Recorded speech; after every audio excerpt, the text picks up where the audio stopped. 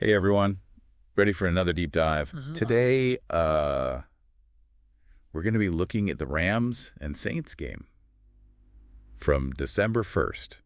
If you're listening to this, I'm sure you're as interested in this one as we are. We got some great articles to help us out today from Turf Show Times and Fox Sports. Oh, and we even peeked at the Wikipedia page. You know how that goes. Sometimes reliable, sometimes not so much. Yeah, Wikipedia can be a mixed bag for sure. But, Yeah. what's really fascinating about this game, it's not just about the Rams winning. This game was a turning point. It's a story of resilience for them and how they adapted to win. This game really shows Sean McVay's impact as a coach for the Rams. Yeah, this win was kind of a big deal for McVay too, right? Oh, absolutely. This was McVay's 76th win as head coach, which makes him the Rams' all-time leader for regular season wins. He actually just surpassed John Robinson. Wow. To do that in this league is pretty amazing, especially these days. Definitely. McVay has revolutionized the league. I mean, his offenses are so innovative. He took the Rams, who were struggling before him, and turned them into a powerhouse team. They even won a Super Bowl. And speaking of amazing, this game was a real nail-biter. It was a tale of two halves. That first half was a defensive slugfest. I almost thought I was watching a different sport. Yeah, it was a real chess match out there. The Saints came in with a really specific game plan. They wanted to stop the Rams' offense.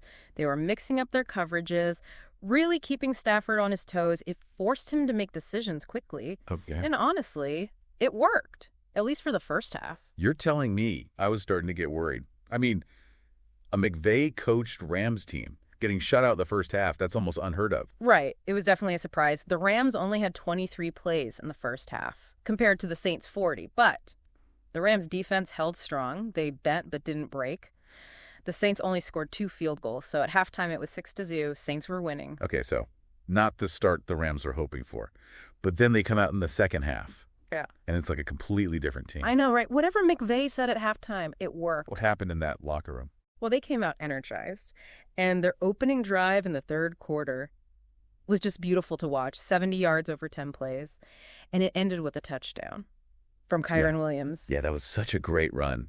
It seemed like that touchdown just ignited something in the Rams. Yeah, it was like a switch flipped. You could feel the momentum shift.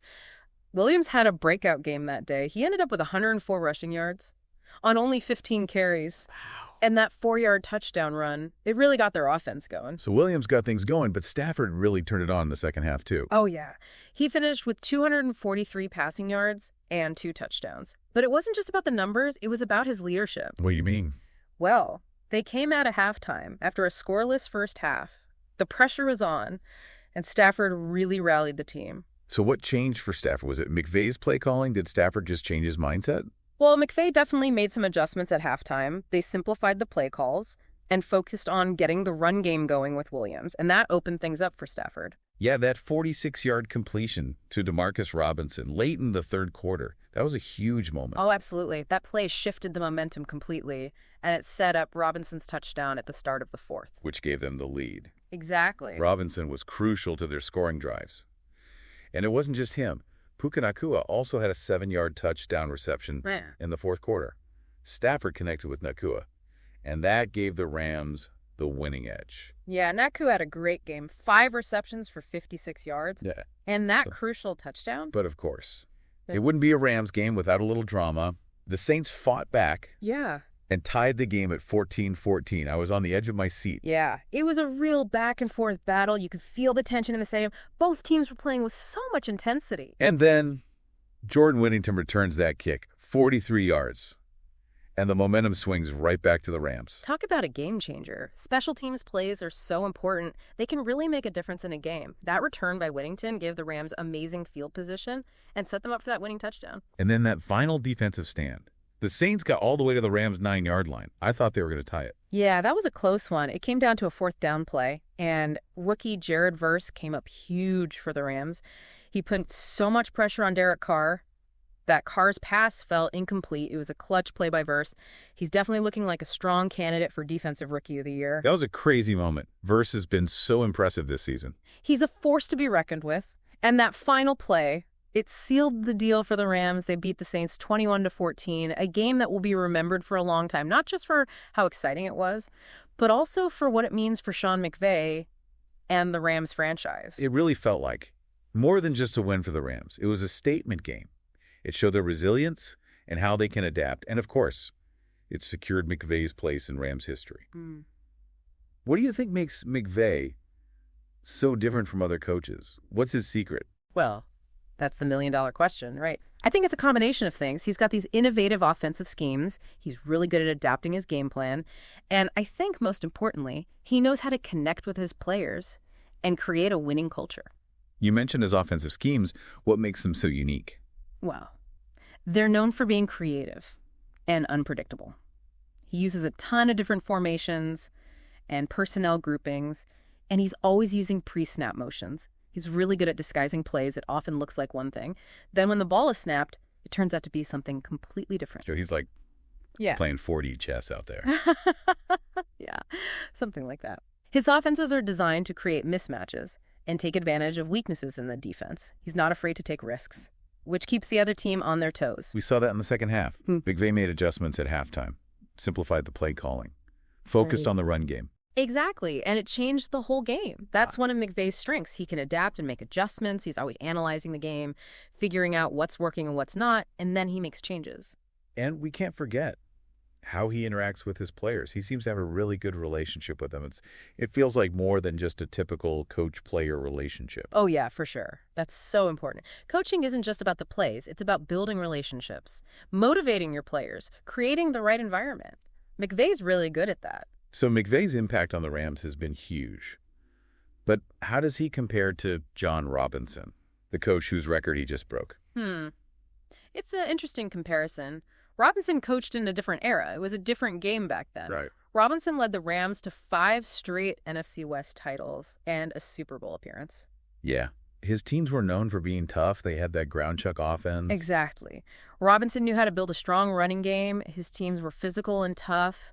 McVay's style is very different. He's all about that high-flying passing offense. So 2 different eras, 2 different styles, but both incredibly successful. It's really interesting to see how the game has evolved. Speaking of evolving, Stafford had a quiet first half, but then he just exploded in the second. It was like he needed that struggle to really get going. That's a good point. Stafford seems to do well under pressure. He definitely has that clutch gene. He does. He rises to the occasion. When the stakes are high. Think about his Super Bowl run with the Rams. He had some amazing performances in the playoffs. Oh, yeah. He made some clutch throws and led the team to victory. He seems to embrace the challenge. It's like the adversity fuels him. That's what separates the good quarterbacks from the greats. Yeah. Being able to stay calm under pressure. Totally agree. Stafford has proven he can do that. He has the mental toughness to handle those situations. And it's not just his mental toughness. He has a really strong arm. He can make throws that other quarterbacks can't. Yeah, he can thread the needle. He can extend plays with his mobility. He can make those deep throws. He's a special quarterback. He is. He's got the physical skills and the mental toughness.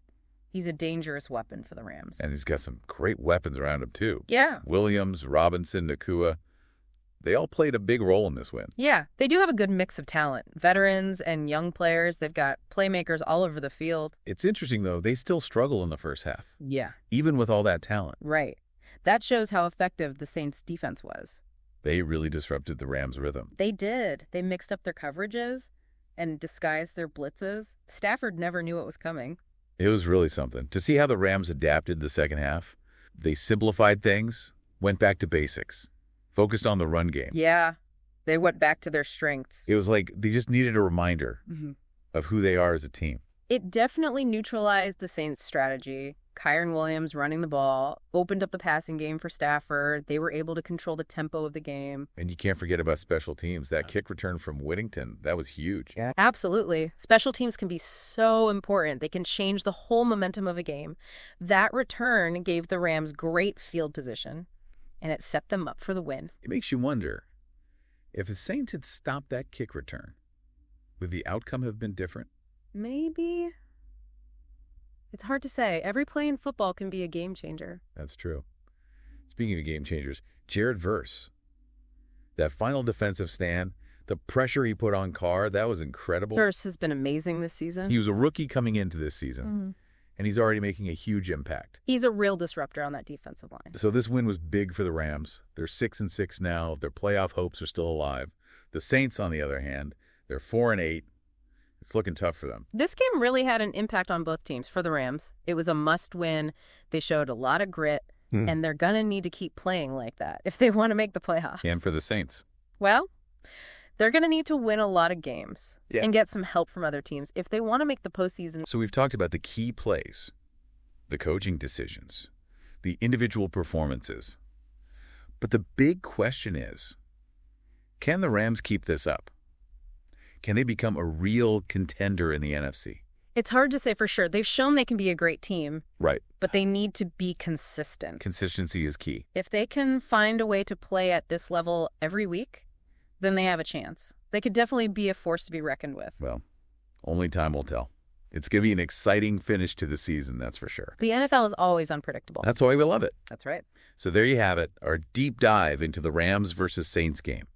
But don't let the conversation end here. Go do some more research. Learn more about Kyren Williams or Jared Verse.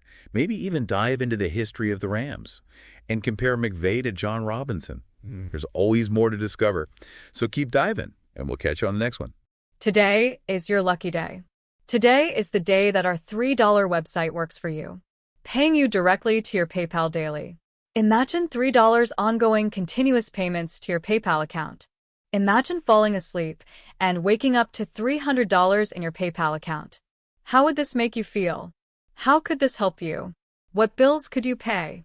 What kind of fun could you have? What does that retirement look like now? All for a one-time payment of $3. This website is DFY done for you, fully built and completely hosted, and never stops collecting payments for you. You have spent $3 on coffee on a regular, but that coffee won't help you create multiple streams of income. Click the link below.